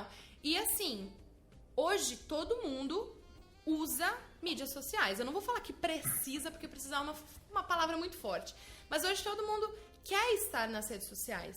Meu, vira pra aquele seu amigo que tem uma lojinha que faz brigadeiro pra vender na faculdade, sei lá. Meu, posso cuidar do seu Instagram? Cobro R$200 pra fazer. Me dá uns brigadeiros aí, eu vou tirar umas fotos e vou cuidando do seu Instagram. Cara, tem tantas maneiras de você ganhar dinheiro com produção de conteúdo. Uma coisa, por exemplo, que pedem muito e que a BeFree não faz e não vai fazer é produção de texto pra blogs corporativos. Já mais direcionados. Mas imagina uma pessoa que seja um pouco mais tímida, não seja tão bem resolvida e desconstruída igual você, mas que seja um pouco mais reservada, mais tímida, porque eu digo que as pessoas não postam porque elas têm medo do que vão pensar. Muito mais porque todo mundo é único, né? Todo mundo tem uma história legal para contar. Apesar de ter técnica, storytelling e tudo mais, a maior parte das vezes é o medo do julgamento. O que você indicaria? Como é que começo? Eu tô aqui na minha casa, eu gostaria, eu tenho medo, não sei o que vão pensar. E já falaram para ela, não, perde esse medo, boba, vai lá. Mas além do perde esse medo, boba, vai lá. O que mais? Tem alguma técnica, alguma coisa, Nath, que a gente poderia deixar? As pessoas vão te julgar de qualquer forma. Então, se você estiver se julgando ao mesmo tempo que todo mundo tá te julgando, fica ainda mais pesado. E acho importante você pensar, da onde vem esse julgamento? É porque você acha quem cria conteúdo bobo? É porque você acompanha blogueiras que falam, oi meninas, tudo bom? E você acha isso fútil? Putz, então tá vindo de um julgamento seu. Todo julgamento que a gente faz vem da gente primeiro. Então, a gente olha, a gente admira no secreto, mas a gente acha fútil. Putz, não vou construir conteúdo de moda. Ai, que bobinha, fica falando de maquiagem. Meu, isso é um julgamento seu. E todo mundo vai te julgar. Então não é que você vai criar conteúdo, vai ser tudo lindo, todo mundo, diva perfeita. Não, as pessoas vão te julgar mesmo. Então você não precisa ser uma pessoa super desenvolta para falar em vídeo. De repente, texto é um local mais confortável para você ir. E sobre o julgamento, é você com você mesmo. Porque o julgamento vai acontecer. Você precisa se conhecer, você precisa se aceitar e você precisa estar disposto a se colocar na fogueira. Uma coisa que eu sempre falo é: critica, mas admira, não é? É sempre assim, no fim das contas. Você sabe que outro dia eu vi um post muito legal dando dica de como é que você vence essa barreira pelo LinkedIn. E aí eu vou compartilhar aqui porque acho que pode ajudar muita gente. Quem compartilhou foi o Carlos Manuel Freitas, que é um cara muito bacana, que eu interajo bastante com ele. É um cara que dá umas dicas super legais. E ele teve esse problema. Então ele falou, cara, no começo eu compartilhava só notícia. Então eu pegava uma notícia e compartilhava no meu perfil aquela notícia. Pode ser do coronavírus, do que você gostar ou do que você achar interessante. Depois disso, ele começou a compartilhar a notícia, mas ele colocava uma coisinha ali. Olha que legal, gente. Depois ele começou a comentar sobre a notícia. Depois ele começou a resumir a notícia, até o momento que ele parou de colocar notícia e colocar só conteúdo, mas sobre notícia, até o momento que ele começou a criar o conteúdo dele. Então eu achei super interessante essa transição para o formato do LinkedIn, que é um formato que eu conheço mais, e achei super legal, porque também é uma forma de você vencer essa barreira, né? É uma ótima ideia você ir aos poucos, então ele foi indo aos poucos. Total. Foi perdendo, sabe quando a gente vai entrar na piscina, a gente põe primeiro o dedinho, aí bota a aguinha atrás da nuca. Puta, eu já pulo de cabeça. Eu também, mas assim, né? Mas quem é mais tímido... Total, vai aos pouquinhos. Assim, eu sempre digo que pessoa se relaciona com pessoa e só uma emoção toca outra emoção. Então, quanto mais você se colocar e com mais verdade e autenticidade você se colocar, mais sucesso você vai fazer. E sucesso que eu digo é engajamento. Mas as pessoas vão engajar com você. Porque pra ver notícia, por exemplo, eu vou lá no G1 e vejo. Eu não preciso seguir o Instagram. Só que se esse foi um caminho pro cara ir aos pouquinhos e conseguir, cara, cria o seu caminho. Uma frase que uma amiga minha fala quando eu tô indecisa e eu tô conversando com ela, ela diz que o caminho se faz ao caminhar. Então se coloque em movimento. Não tá do jeito que você quer, não tá como você gostaria, como você sabe que pode fazer, não tem problema, se coloca em movimento. E as outras coisas vão se alinhando pra você chegar ali onde você quer. Se você esperar tá do jeito que você quer pra começar, putz, vai ser muito, muito, muito mais difícil. Eu ia te fazer essa pergunta, né? A gente, às vezes, a falta de ação ou o excesso de planejamento para que fique tudo perfeito acaba nos impedindo de fazer alguma coisa, né? O excesso de planejamento. E aí hoje a gente vê startup falando, cara, vai, testa e vê se funciona. Várias das pessoas que eu entrevistei aqui, eu falei, cara, dá uma dica de empreendedorismo. Cara, abra seu CNPJ. É mais ou menos isso. Né? O quanto é importante, na verdade, executar mesmo que não esteja perfeito, na sua opinião, Nath? É super importante. Sabe aquela dica de produtividade que você não tem que esperar a motivação vir para fazer? Você faz e a motivação vem? É exatamente isso.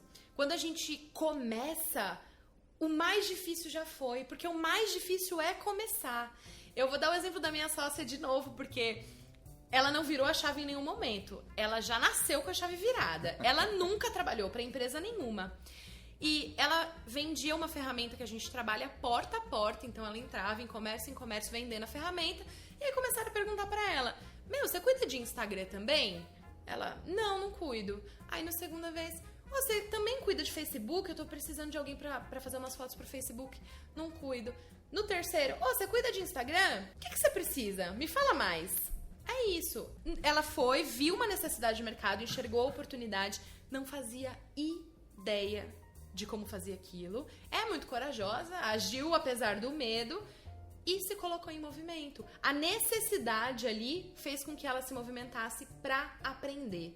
Então, essa dica é ótima. Abra seu CNPJ.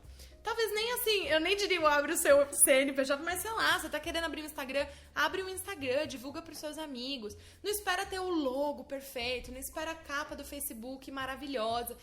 O tempo passa, o tempo é nosso bem mais precioso hoje.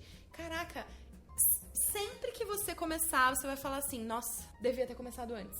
Porque é um processo de evolução, total. Né? E a hora que fica bom é super legal.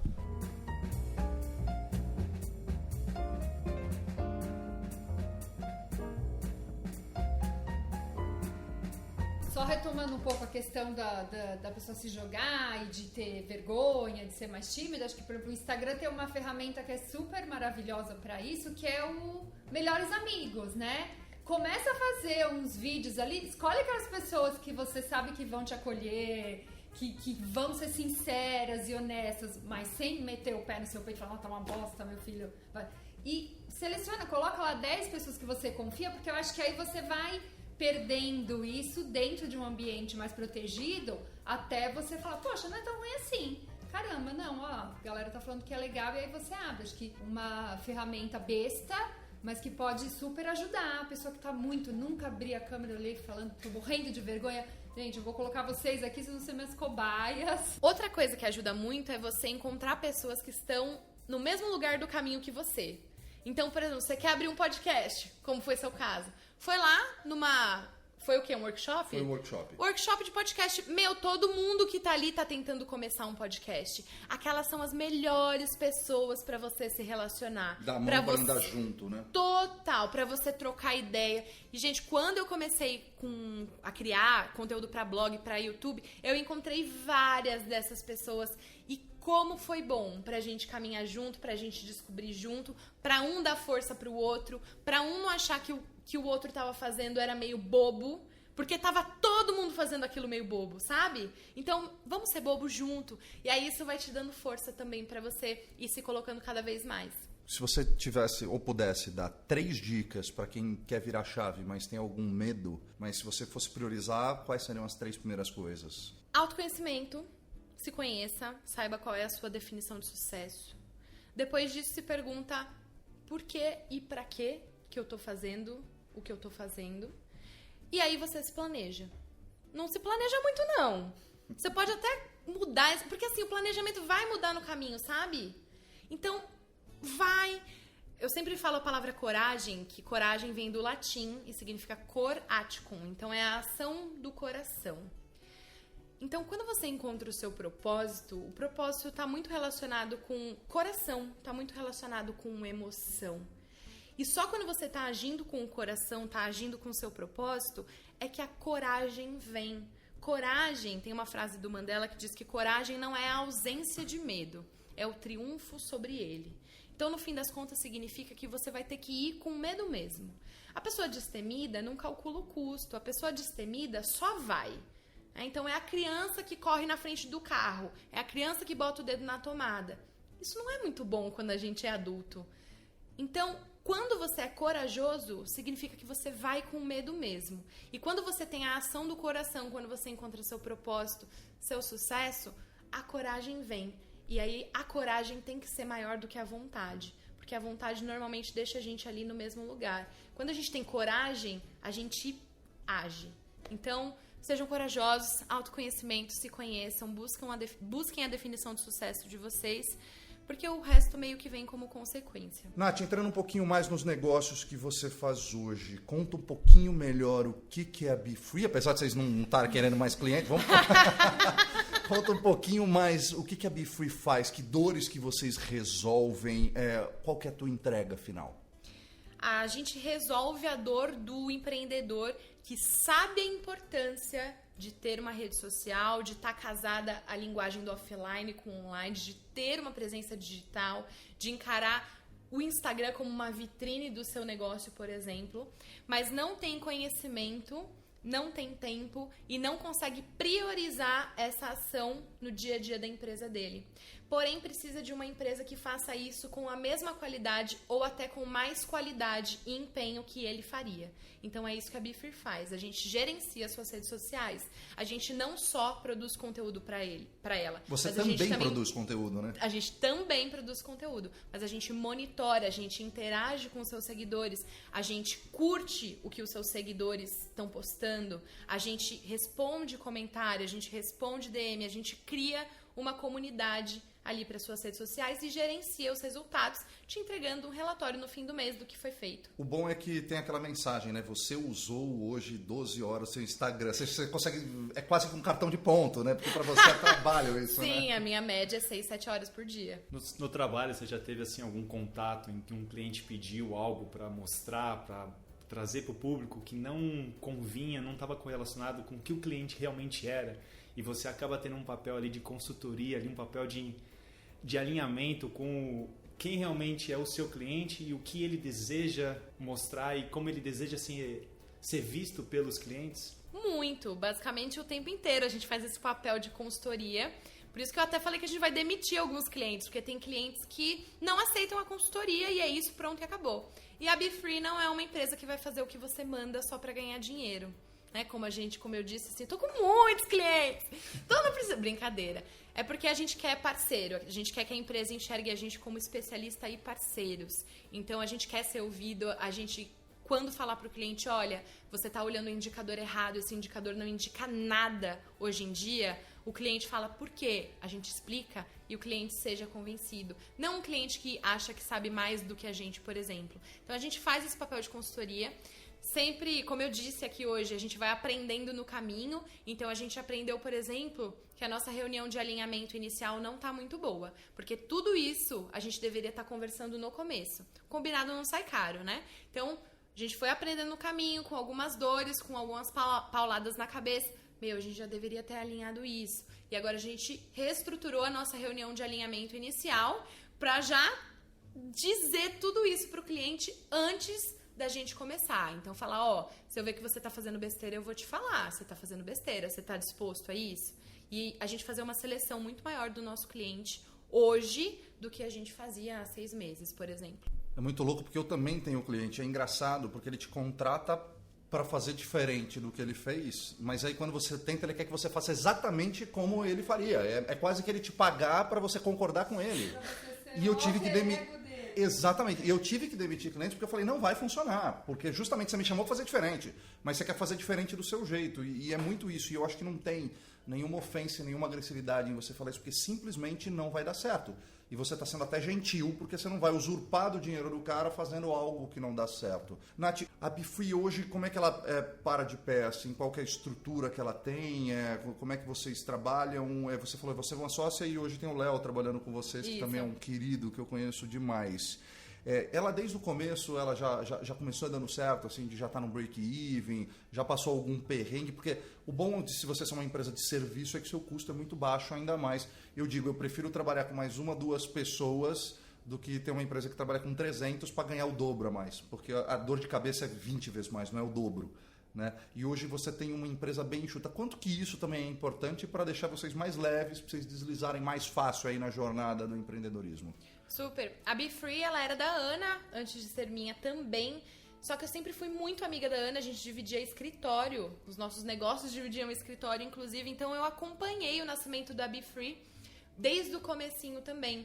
E a empresa é super enxuta mesmo, a gente não tem custos, basicamente. Custo é o imposto que a gente paga todo mês e basicamente isso. A gente paga algumas ferramentas também que ajudam o nosso dia a dia de trabalho. E a gente paga o nosso funcionário, que sinceramente não é um custo, apesar de eu entender que seja, falando corporativamente, mas a gente encara como um investimento tão maravilhoso, porque livra a gente de tanta coisa e ajuda a gente em tanta coisa e deixa a gente livre para fazer o que é mais importante ali na BeFree, que é cuidar bem dos clientes que estão lá dentro, é cultivar. Então, basicamente, a gente não tem custo, cada um trabalha da sua casa, a gente se encontra uma vez por semana, que toda segunda-feira a gente se encontra. Então, a gente faz uma reunião de alinhamento, a gente passa como foi a semana, a gente passa quais são os próximos passos. Cada um trabalha da sua casa, do seu próprio computador, e a gente pode trabalhar de qualquer lugar do mundo, que tá tudo certo. O nosso custo hoje representa 10% do nosso faturamento, assim, é bem baixo mesmo. Que legal, um baita negócio. Muita gente cria um conceito de que agora eu vou criar conteúdo e eu vou ganhar rios de dinheiro. Eu queria que você trouxesse à luz aqui uma realidade de quem produz conteúdo, de quais são as formas de você ganhar dinheiro com isso. Olha, cara, te indico, sei lá, vai demorar 2 anos, quando você tiver a partir de X mil seguidores, vão começar a te procurar. Como é que é essa trilha? De uma forma breve, assim, também a ideia não é virar um MBA de produção de conteúdo, mas só para desmistificar um pouco isso, porque tem muita gente que não sabe, inclusive eu. Então, como é que é isso? Hoje, uma média de mercado legal para você ter é você cobrar R$10 a cada 1.000 seguidores que você tem. Então, por exemplo, se no Instagram você tem 20 mil seguidores, o seu post vale R$200.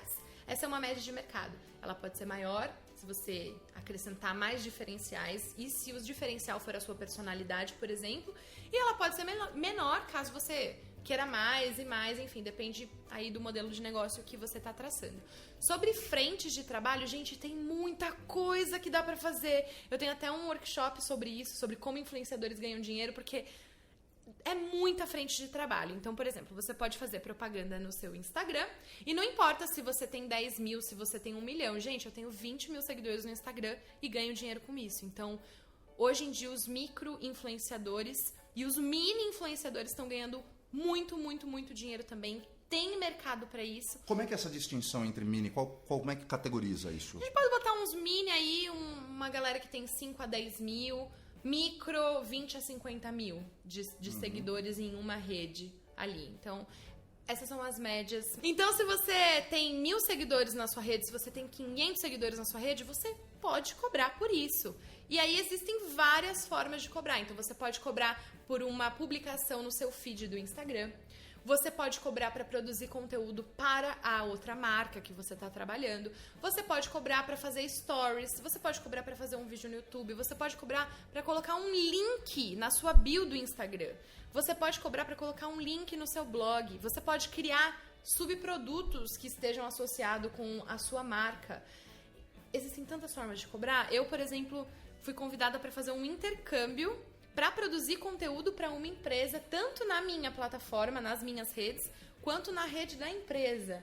Então, é um mundo aí. Quiser me chamar por DM no Instagram para conversar sobre isso, sobre suas ideias, estou super à disposição. Tem alguma próxima data de workshop? Ou Não, você divulga não. isso no Blablog, por exemplo? Não divulgo. É um workshop que a gente fiz em parceria com uma outra empresa a gente fez para Chevrolet, mas seria mais para fazer dentro de empresas. Como que o departamento de marketing pode monetizar os influenciadores. Descobrimos um conteúdo para você publicar no LinkedIn. Total, meu, porque não tem. Porque o Blablog também, acho que para quem não conhece, quer explicar rapidinho qual o conteúdo do Blablog. Sim, verdade, nem falamos, né? O Blablog, ele é um canal multiplataforma que fala sobre moda e beleza com bastante autenticidade. Então você encontra um conteúdo autêntico que está muito relacionado com quem eu sou hoje, com o que eu vivo no meu dia a dia. Quando a gente fala dessa questão de estar vinculado a uma propaganda, de receber produtos, quando você, tanto na sua conta do Instagram, por exemplo, eu estava vendo o seu blog, assisti um vídeo seu, foi muito legal porque é engraçado você ver a pessoa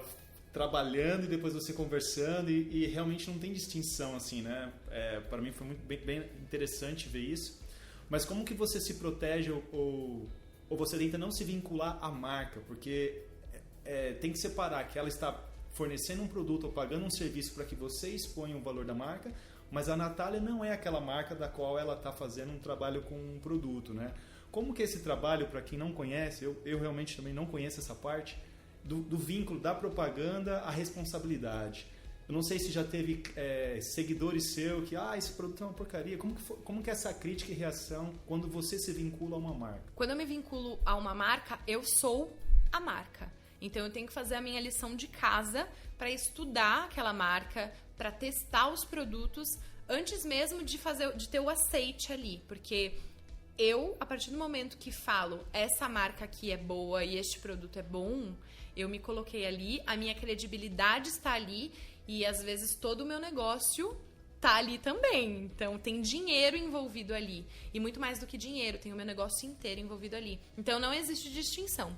Se eu aceito o trabalho com uma marca, eu sou a marca. Nath, quais são os maiores desafios de produzir conteúdo num mundo e num momento que é muito difícil as pessoas prenderem a atenção delas em apenas uma coisa? Quais são esses principais desafios que vocês encontram no mercado hoje para conseguir manter a atenção das pessoas e entregar um bom resultado para as empresas que contratam vocês? As pessoas precisam se relacionar com aquilo que você está criando.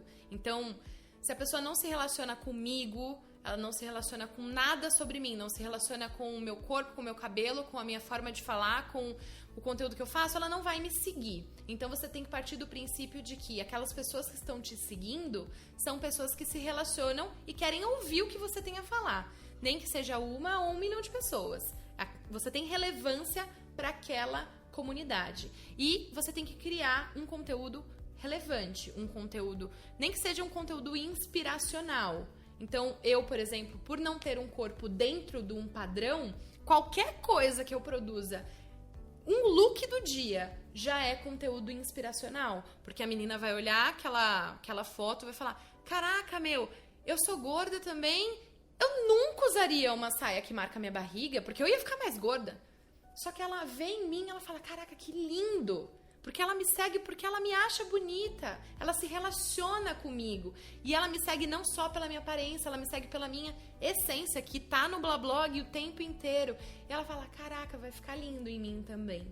Qual que é o preço de você ter um impacto direto na autoestima e na autossegurança de alguém?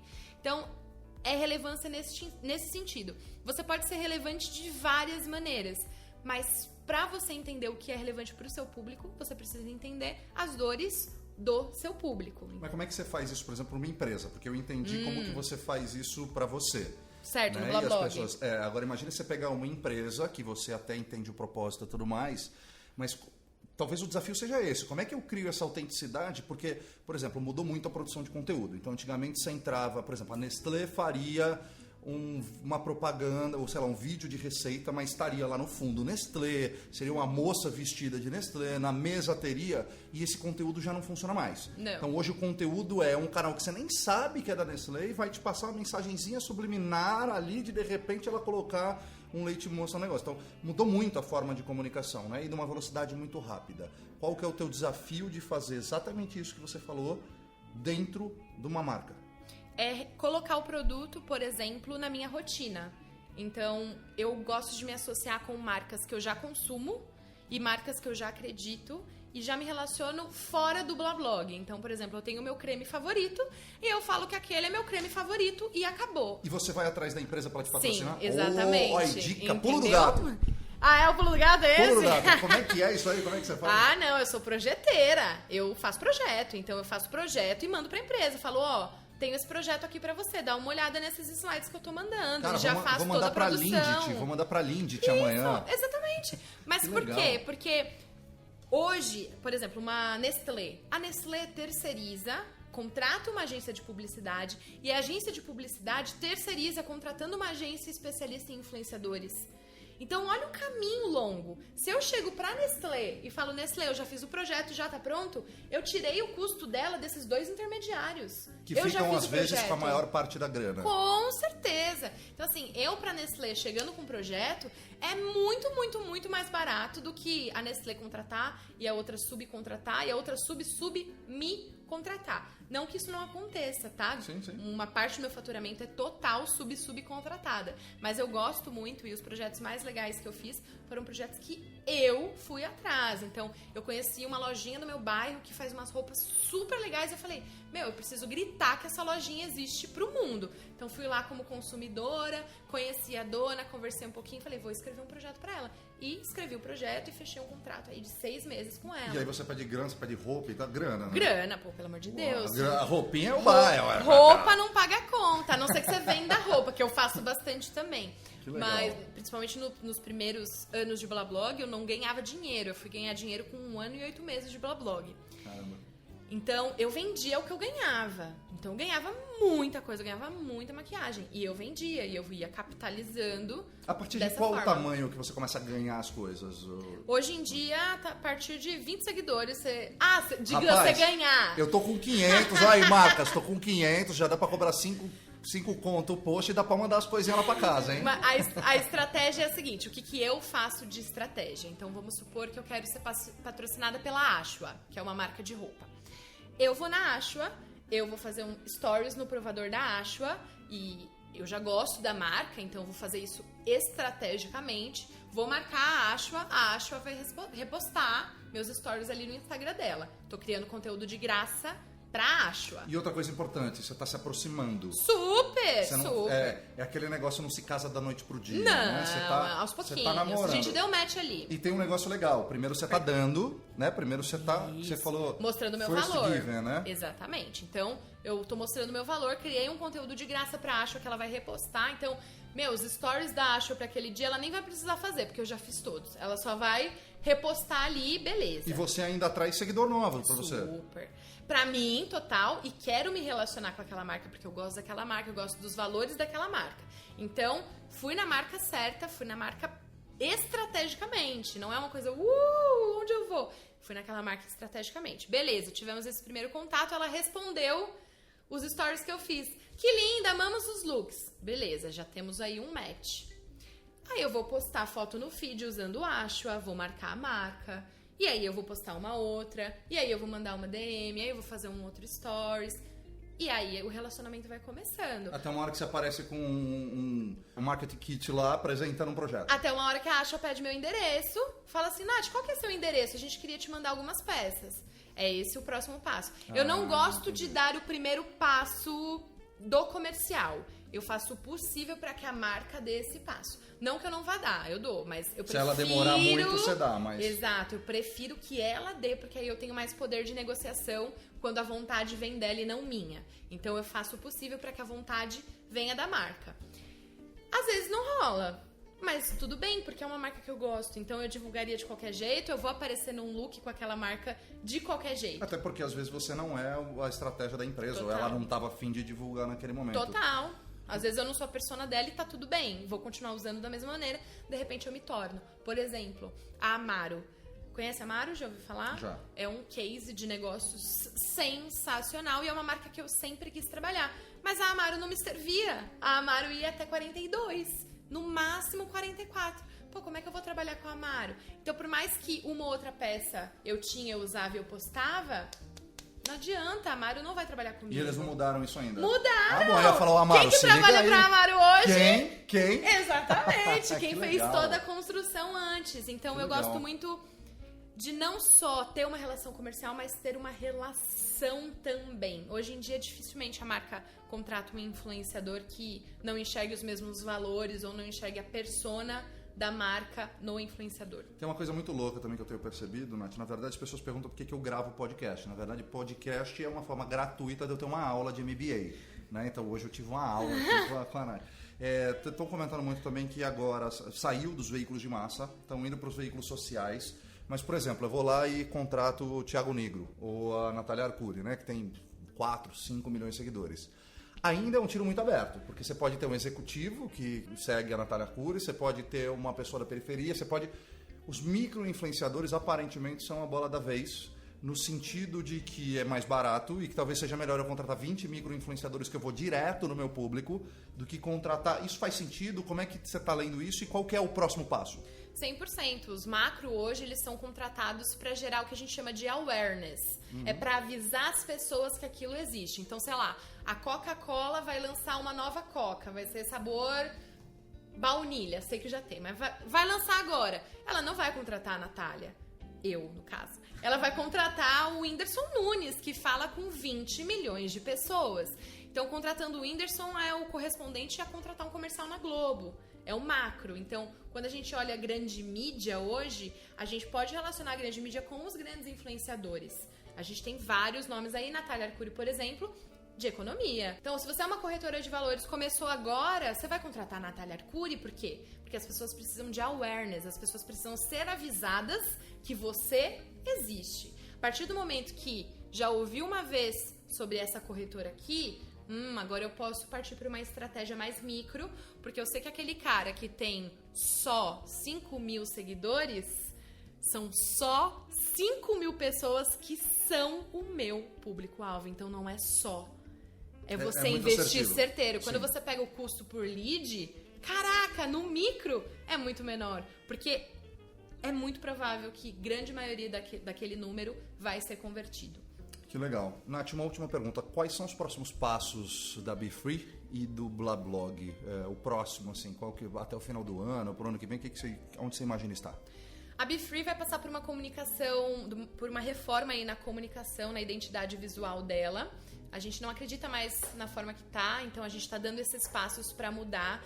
A gente quer estar mais ativo nas redes também, porque hoje a gente está com tanta coisa do business acontecendo que a gente não conseguiu priorizar, olhar pra dentro, fazer um bom Instagram pra BeFree. Vocês vão contratar uma agência agora? Tem uma boa pra te indicar, viu, né?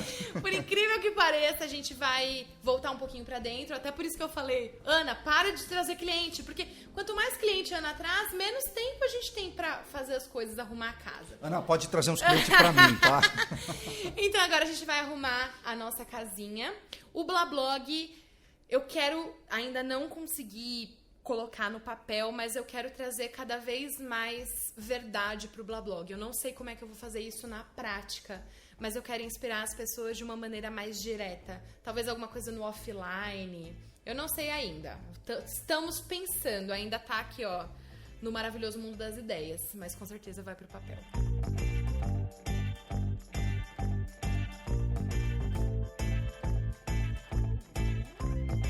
Nath, vamos pro ping-pong. Que app você não se imagina vivendo sem? WhatsApp, tudo na BeFree a gente faz por WhatsApp, mas o WhatsApp é bem óbvio. Então eu diria Google Drive e o Trello, que é onde a gente organiza tudo. Qual rotina de trabalho você não abre mão? Da nossa reuniãozinha de segunda-feira, nossa reunião semanal, é muito importante estar lá com o nosso time. Qual rotina de vida pessoal você não abre mão? Eu não abro mão de tomar o meu café da manhã com bastante calma e só abrir o meu WhatsApp no momento em que eu sento para trabalhar. Quais ferramentas de trabalho são indispensáveis atualmente para a gestão do seu negócio, além do Trello? O Google Drive. São essas duas, basicamente. Nath, que livro que impactou sua vida e que você daria aí de dica para quem está ouvindo? Tem um livro chamado Vox, Voz no latim, onde conta sobre um futuro distópico onde as mulheres podem falar apenas 100 palavras por dia. Não tem nada a ver com empreendedorismo, mas depois de ler esse livro, eu vi a importância de fazer a minha voz ser ouvida e encontrar ferramentas para isso e de falar cada vez mais quando eu ver alguma coisa errada. Então esse livro é bastante inspirador para mim, recomendo para mulheres e principalmente para homens. Se você não tivesse necessidade de ter dinheiro, ou se tivesse dinheiro infinito, como é que você passaria o resto da sua vida? Passaria o resto da minha vida só fazendo conteúdo pro Blablog, cada dia num país, provavelmente. Que legal, demais. Qual o seu sonho? Qual o meu sonho? É aquele lá que a gente falou de atingir o Nirvana, que a gente já comentou aqui no podcast. Quanto mais mulheres se sentirem seguras, capazes para serem cada vez mais elas mesmas, mais perto do meu sonho eu vou estar. E qual a sua próxima virada de chave?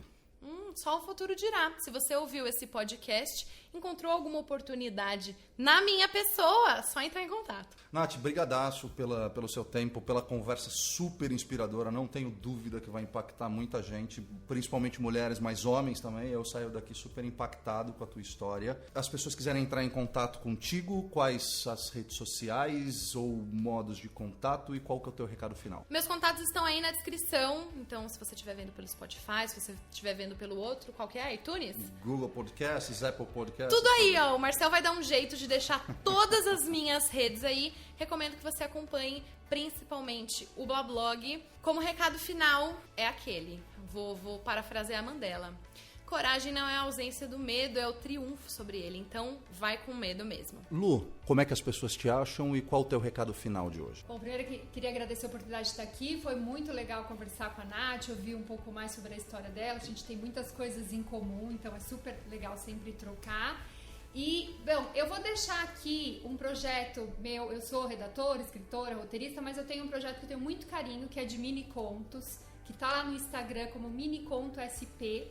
Então são narrativas super curtinhas mesmo, legal, que tem a cidade de São Paulo como plano de fundo, para um pouco de como essa loucura de viver aqui, tem um pouco de surrealismo, tem comédia, tem coisas mais pesadas, mas enfim, é um pouco desse caldeirão que a gente vive aqui em São Paulo. Então, Mini Conto SP no Instagram, vai ser o que eu vou deixar hoje para vocês. Mais uma vez, obrigada e sucesso para todo mundo. Edu, obrigado por ter vindo. Como as pessoas te acessam e qual o teu recado final? Obrigado pela participação aqui, pela oportunidade. Parabéns ao Marcel e à Nath pelo podcast, a Luciana também pela participação. Minha consideração final é que acho que a Nath é uma viradora de chave, por mais que ela falou que virou a chave em algum momento, ela é nata nisso. A gente percebe em vários momentos ela virando a chave e a minha consideração final do virando a chave não é possível visualizar a Natália empreendedora, a Natália blogueira, a Natália esposa, a Natália fora do ambiente. É uma pessoa só, então é uma virada de chave que a gente contextualizava antigamente, que você tinha que ser em cada lugar um papel. Isso não existe mais, então é uma virada de chave. Meu nome é Eduardo Mazzi, M-A-Z-Z-I Fernandes. Joga lá no Google, LinkedIn, aparece lá e a gente conversa por um café. Obrigado, Edu. Obrigado, Lu. Obrigado, Nath. Espero que esse episódio tenha lhe gerado algumas reflexões, insights, que você tenha gostado e que a partir de hoje tenha mais vontade e coragem para virar sua chave. Se quiser se conectar com a gente, temos um grupo no Telegram, o link estará na descrição desse episódio. Não deixe também de nos enviar seus comentários, críticas, sugestões ou feedbacks pelas nossas redes sociais, no Facebook, Instagram, LinkedIn e YouTube, tudo @podcast Virando a Chave, e no nosso site www.podcastvirandachave.com.br. Se você quiser conhecer um pouco mais sobre minha rotina, depois que eu virei minha chave, me segue lá também no Instagram, @marcelpnobre, ou no LinkedIn, onde produzo conteúdos diários. Só digitar Marcel Nobre Podcaster que te leva lá para o meu perfil. Se você estiver curtindo esse episódio pelo Spotify, não esqueça de clicar no botão seguir para acompanhar os nossos próximos episódios. E se estiver ouvindo pelo iTunes, deixe lá suas 5 estrelinhas e nos dê o seu feedback. Tchau e até a próxima.